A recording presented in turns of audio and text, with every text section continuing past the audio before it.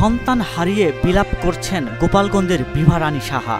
বারবার তিনি বলছেন, আমার ছেলে ব্যবসা করত, কোনো দলের সঙ্গে যুক্ত ছিল না, সে কেন তাকে হত্যা করা হলো? আমার ছেলে তো কোনো সন্ত্রাসীর সাথে যুক্ত ছিল না।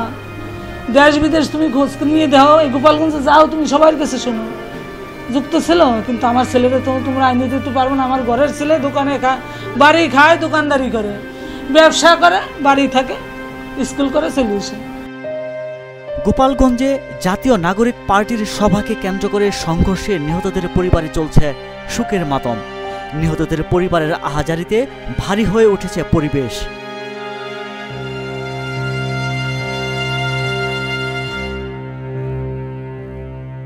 বুধবার গোপালগঞ্জে সংঘর্ষে নিহত হয়েছেন ৫ জন।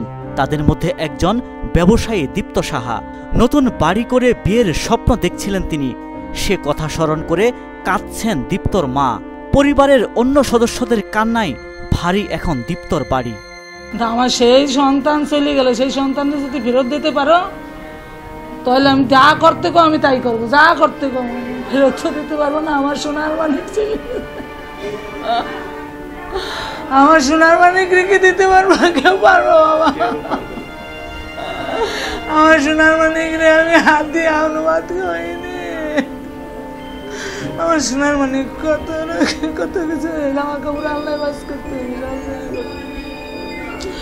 আমার সোনার মানিক তো ঘরের ছাল, ব্যবসা বাণিজ্য করতো, বাইশে ঘরে থাকতো, কোনো দলের মধ্যে নাই, কোনো কিছুর মধ্যে যুক্ত নাই। কেন আমার এই তুলে নিয়ে কি কারণ?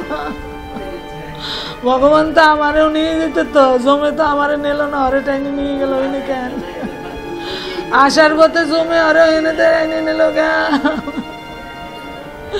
আমার জমকে আমারে দেখছিল না, জম কেন আসলো না আমার দেখবে? কেন আমার জম আমার কাছে না এসে ওর কাছে ফেরত গেল? আমার তো মরার বয়স হয়েছিল, ওর তো বয়স হয় নাই। ও বাবা তুই চলে গেলি গা বাবা, বাবা রে। ও দোকান যে খুলছিল, দোকান খুলে যখন বাসার দিকে দোকান বন্ধ করে একটু অপেক্ষা করে আসছিল, তখন নাকি গুলি খেয়েছে। আমার একজন ফোন করে জানালো জিতে পড়ছে রমেন্দ্র। আমি তখন জানতে পারি, তাড়াতাড়ি করে দৌড়ে আসলাম চৌরঙ্গি দিয়ে।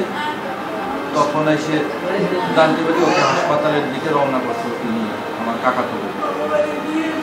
তারপরে আমি আর একটা রিক্সা নিয়ে হাসপাতালের দিকে আসতেছি। হাসপাতালে এসে দেখি আমার ভাই তখন ওই ওটিতে নিয়ে যাচ্ছে। আমি তখন দেখি ওই তখন জীবিত আছে। আমি বলছি ভাই কোনো সমস্যা নাই, তুই করে যা, আমি আসি নিচে, আমি অ্যাম্বুলেন্স ঠিক করতেছি। পরে যখন ওটিতে নিয়ে গেছে তার কিছুক্ষণ পরে এমনিতেও আমাকে ছেড়ে চলে গেছে। ওয়ালটন এখন দেশের সীমানা পেরিয়ে পৌঁছে গিয়েছে 50টিরও বেশি দেশে। ওয়ালটন, ঘরে ঘরে, বিশ্বজুড়ে।